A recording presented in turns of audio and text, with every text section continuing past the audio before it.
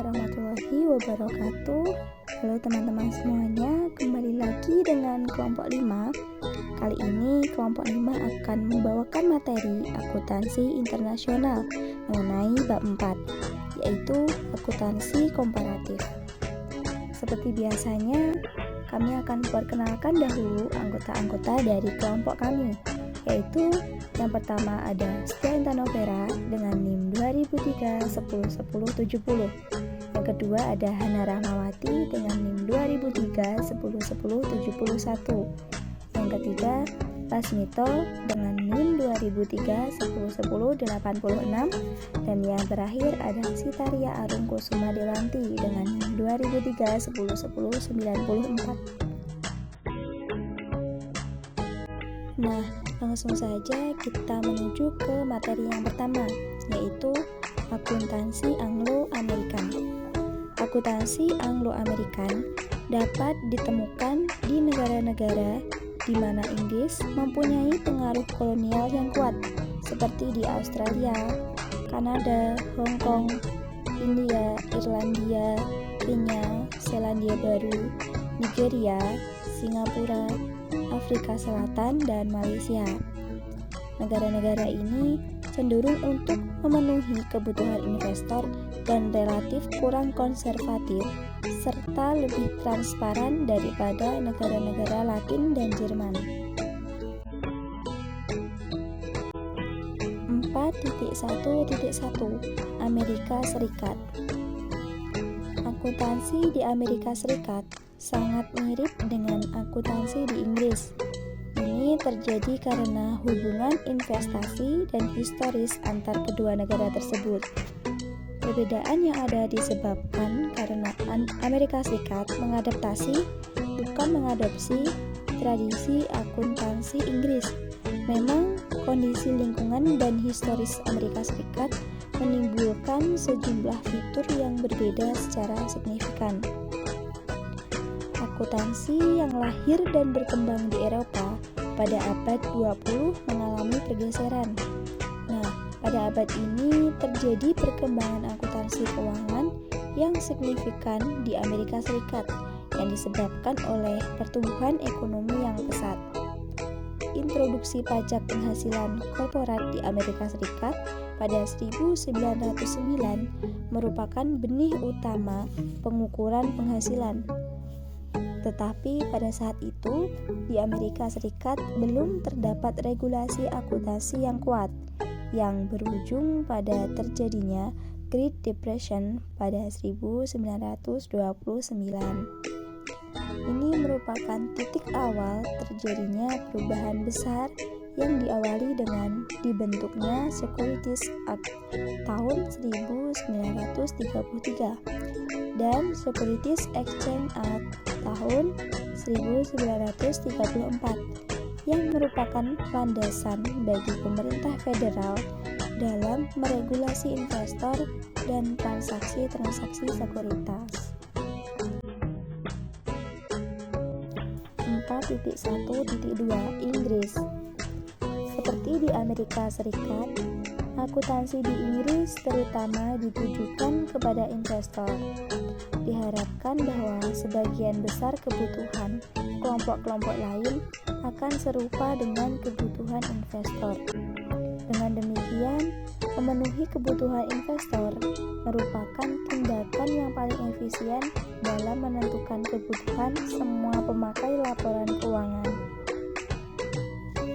Pasar sekuritas juga mempunyai pengaruh yang signifikan terhadap praktik akuntansi, tetapi tidak mendominasi proses regulasi akuntansi. Jika dikaitkan dengan Provisi Informasi Akuntansi, undang-undang perusahaan di Inggris jauh lebih sedikit dibanding dengan undang-undang sekuritas Amerika Serikat. Companies Act 1985 memuat tuntutan akuntansi untuk semua korporasi, tidak hanya yang tercatat pada bursa efek atau dibandingkan dengan Amerika Serikat. Di samping itu, profesi akuntansi terlibat dalam proses regulatori akuntansi. 4.1.3 India. Karena warisan dari Inggris, standar akuntansi India berfokus pada kebutuhan investor. Pada tahun 1949 dibentuk Institute of Chartered Accountants di India atau ICAI. Kemudian didirikan Accounting Standard Board atau ASB untuk merumuskan standar-standar akuntansi dalam membantu Council of the ICAI dalam menciptakan serta memodifikasi standar-standar akuntansi di India. Dari 1947 sampai dengan akhir 1970-an, karakteristik ekonomi India adalah perencanaan gaya sosialis pemerintah pusat dan industri substitusi impor. Kegagalan ekonomi memaksa pemerintah bergeser ke ekonomi terbuka pada 1991. Ini mendorong India untuk melakukan konvergensi dan pada tahun 2006 pemerintah India mengumumkan niatnya untuk mengintroduksi undang-undang perusahaan baru yang komprehensif yang meliputi penggabungan standar-standar akuntansi yang diterbitkan oleh ASB dan IFRS. 4.1.4 Malaysia. Sistem hukum Malaysia berasal dari Inggris, sehingga sistem akuntansinya juga bertujuan untuk memenuhi kebutuhan investor. The Malaysian Institute of Accountants atau MIA didirikan pada tahun 1967 sebagai otoritas regulatori profesi akuntansi. Malaysia menstrukturisasi sistem akuntansinya pada tahun 1997 dengan Financial Reporting Act yang menciptakan Financial Reporting Foundation atau FRF dan Malaysian Accounting Standard Board atau MASB. FRF mengawasi pekerjaan MASB tetapi tidak terlibat dalam proses penetapan standar. MASB merupakan sebuah badan independen yang dibentuk untuk mengembangkan dan menerbitkan standar akuntansi di Malaysia. Kerangka baru ini menciptakan sebuah proses penetapan standar yang independen yang mewakili semua pihak yang relevan, termasuk penyusun, pemakai, regulator, serta akuntan. Kemudian yang selanjutnya 4.2 ada akuntansi Latin. Aroma yang khas akuntansi Latin dapat ditemukan pada sejumlah negara berkembang, yaitu terutama Brasil, Chili, Kolombia, Meksiko, Peru, dan Uruguay. Negara maju yang termasuk dalam kelompok ini adalah Prancis, Portugal, Spanyol, Italia, Belgia, dan Argentina. Akuntansi Latin cenderung relatif lebih konservatif dan sekretif atau kurang transparan dibanding dengan akuntansi negara-negara Anglo-Amerikan.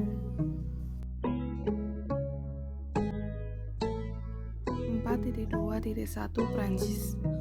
Tadi akuntansi di Prancis memberikan preferensi terhadap kebutuhan informasi kreditor dan otoritas pajak. Namun, dalam tekanan pasar internasional, mendorong untuk lebih menggunakan pendekatan yang berorientasi investor.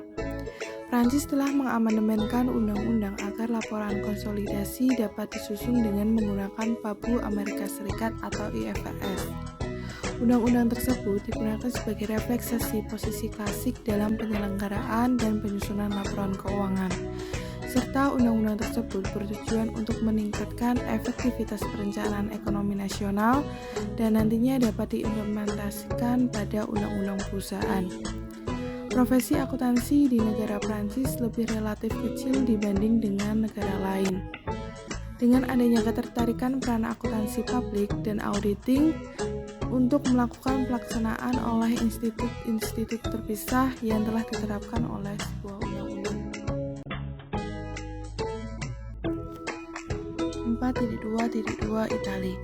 Di Italia, pengaruh undang-undang perusahaan dan regulasi perpajakan terhadap akuntansi menyatakan bahwa laporan digunakan sebagai basis perpajakan dengan adanya tradisi konservatisme guna meminimalkan laba kena pajak.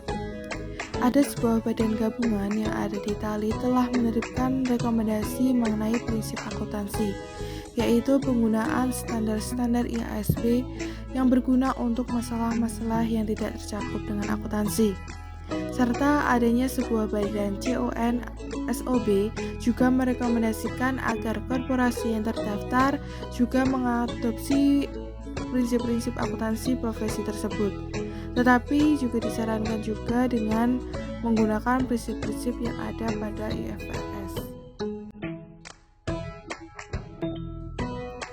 4.2.3 Argentina.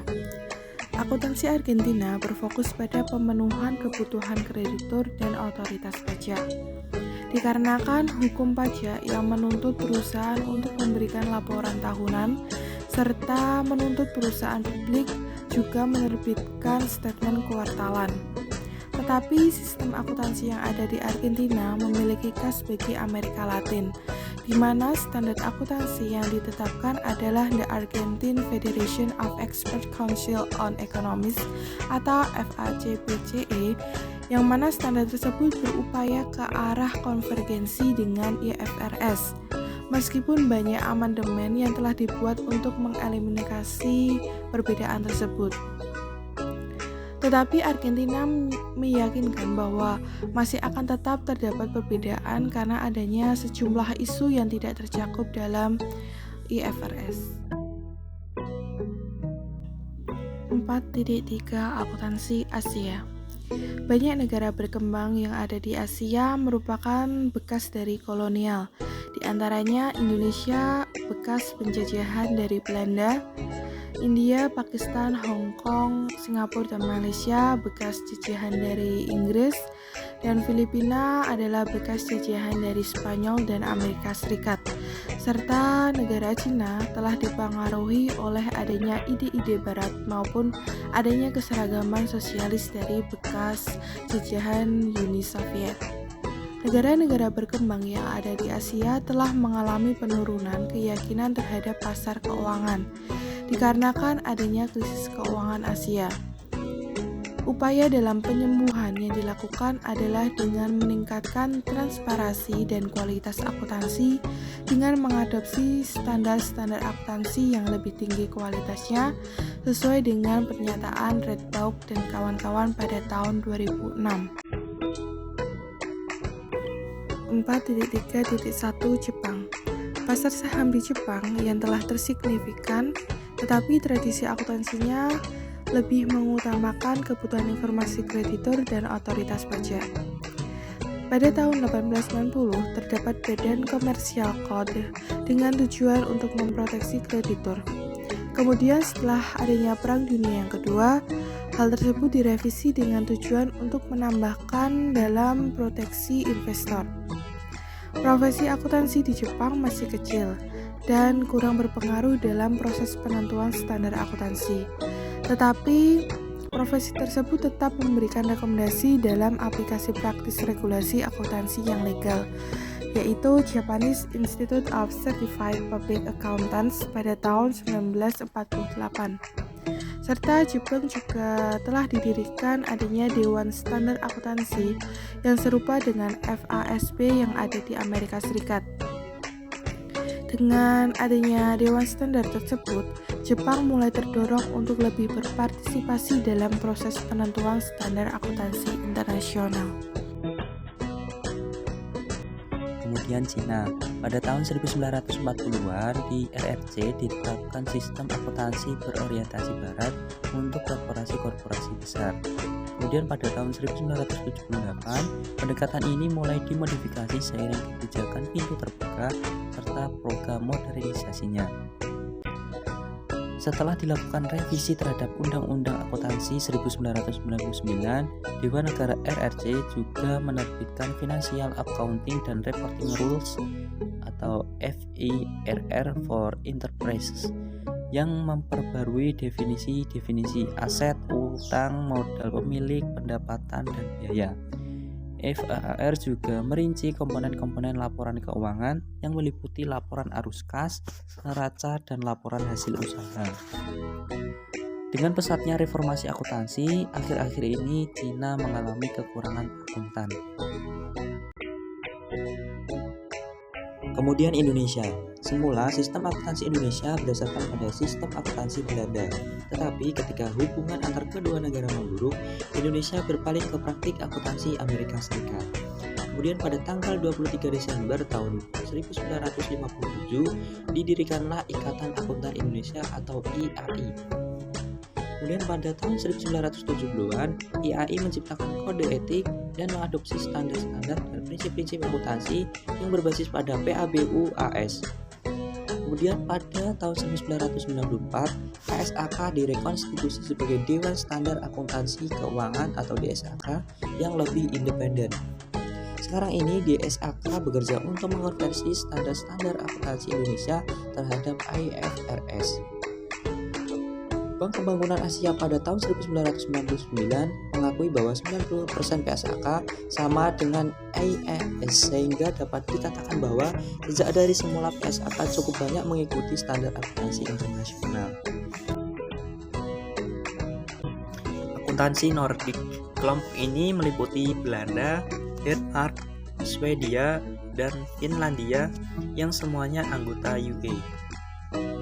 Akuntansi Nordik cenderung kurang konservatif dan lebih transparan daripada akuntansi Jermanik dan akuntansi negara-negara Latin, tetapi belum setingkat dengan negara-negara Anglo-Saxon dalam Redebook dan kawan-kawan tahun 2006. Selanjutnya Belanda. Dalam beberapa hal, akuntansi di Belanda mirip dengan akuntansi di Inggris dan secara keseluruhan mirip dengan pendekatan Anglo-American. Undang-undang perusahaan dimasukkan dalam Civil Code atau Kitab Undang-Undang Hukum Perdata KUHP.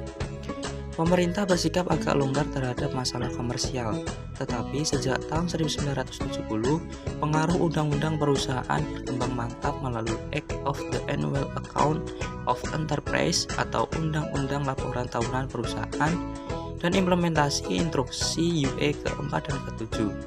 Sebelum tahun 1970, tidak ada legislasi akuntansi, sehingga Netherlands Institute van Register Accountants atau NIFRE, profesi akuntansi Belanda yang berpengaruh harus menjembatannya. Sehingga bagian dari UE, Belanda mengadopsi IFRS untuk korporasi terdaftar yang dimulai tahun 2005.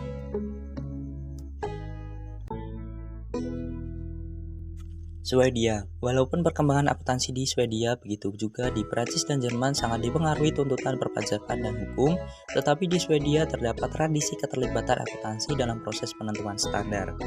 Pengaruh bursa saham juga penting dalam hubungannya dengan akuntansi dan disclosure oleh korporasi besar.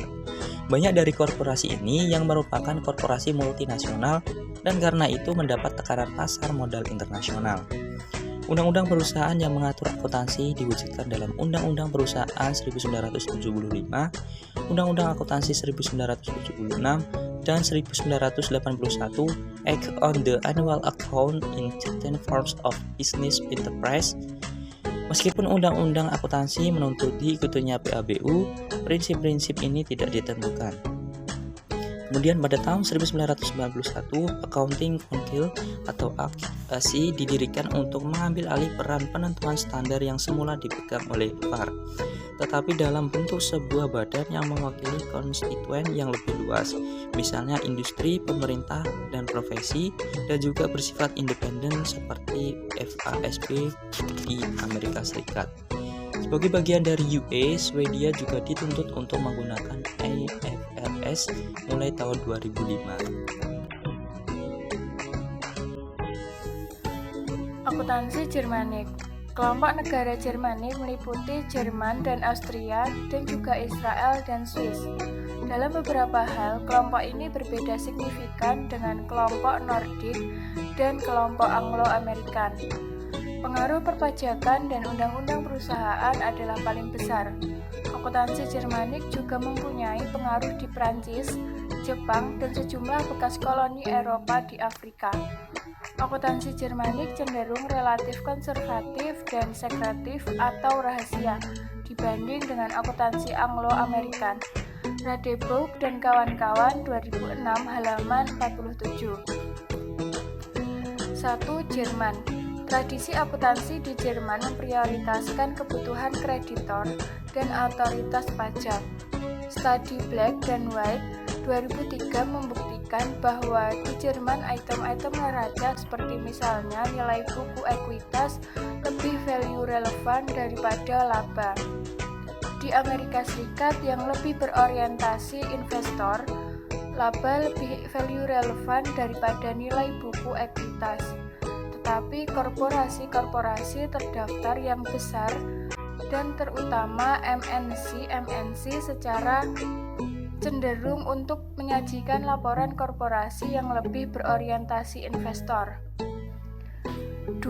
Swiss. Tradisi akuntansi di Swiss juga lebih mementingkan kebutuhan kreditor dan penguasa.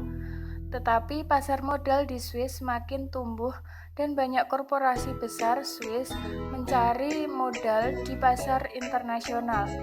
Ini mengakibatkan semakin banyak korporasi besar yang membuat disclosure sukarela, konsisten dengan praktik yang diterima secara internasional. Akuntansi Swiss memang termasuk yang paling konservatif dan sekretif atau rahasia di dunia, seperti di Jerman. Praktik akuntansi Swiss didominasi oleh undang-undang perusahaan dan regulasi pajak yang mengatur profesi akuntansi, yang masih kecil dan dalam tahap awal dalam penentuan standar akuntansi. Tetapi kontras dengan Jerman, persyaratan hukum yang terkait akuntansi adalah sederhana dan masih memperbolehkan pembuatan cadangan rahasia. Di samping itu, hanya perusahaan yang terdaftar, bank, perusahaan asuransi, dan kereta api yang dituntut untuk mengarsipkan atau menerbitkan laporan tahunan. Ini karena sebagian besar perusahaan adalah kecil dan dikelola secara dimiliki keluarga. Akuntansi Eropa Timur. Akuntansi Eropa Timur secara historis didasarkan pada konsep sosial mengenai ekonomi terencana. Dengan demikian, akuntansi mereka mengarah ke kebutuhan otoritas pajak dan hanya sedikit berfokus pada pencerminan laba perusahaan. Tetapi pada akhir-akhir ini, negara-negara di Eropa Timur telah mencoba untuk beralih ke ekonomi pasar gaya barat. Radeboud dan kawan-kawan 2006 halaman 88. 1. Polandia. Meskipun transisi dalam menswastakan ekonomi dimulai dengan kondisi-kondisi yang sulit, Polandia muncul sebagai salah satu leader negara transisi. Kemiskinan dan pengangguran masih tetap tinggi di Polandia, tetapi negara ini berkembang terus. Mungkin catatan yang paling penting adalah masuknya Polandia ke Uni Eropa 2004. Di bawah rezim komunis, akuntansi digunakan untuk meregulasi penggunaan sumber-sumber negara dan mencegah pencurian aset publik. Akuntansi Soviet diintroduksi pada 1953 sampai 1954 yang mengalokasi surplus untuk mendanai kegiatan negara. Dengan demikian, akuntansi tidak digunakan untuk mengukur laba atau efisiensi, melainkan untuk membantu pemerintah dalam mengalokasi kelebihan dana ke berbagai kegiatan negara. Ukuran kinerja hanya digunakan untuk menentukan seberapa baik perusahaan mencapai target negara. 2. Rusia. Meskipun situasi ekonomi di Rusia telah membaik, tetapi dalam beberapa hal Rusia berbeda dengan negara-negara lain yang sedang mengalami transisi ekonomi. Pertama, pangsa perusahaan-perusahaan baru adalah rendah. Kedua, banyak unit produksi gaya Soviet yang merugi tetapi masih tetap eksis. Kemampuan negara tersebut untuk melanjutkan pertumbuhan terkendala oleh ketergantungannya pada sumber alam, terutama minyak dan gas. Di samping itu, mereka tetap didominasi oleh monopoli-monopoli yang tidak direformasi. Dalam Federasi Rusia, pemerintah memegang kendali tunggal atas sistem akuntansi. Standar akuntansi di Rusia diformulasi untuk mencatat masukan dan keluaran. Jadi, standar-standar tersebut tidak banyak memberikan cerminan tentang nilai dan laba. Secara umum, Departemen Keuangan Rusia menciptakan regulasi akuntansi. Tetapi Bank Sentral Federasi Rusia atau CBRF bertanggung jawab untuk menciptakan standar akuntansi dan auditing untuk bank dan lembaga kredit. Di samping itu, CBRF memonitor kegiatan mereka serta menentukan persyaratan modal minimum. Nah, demikian penjelasan materi yang dapat kami sampaikan. Semoga bisa bermanfaat bagi teman-teman semuanya. Terima kasih.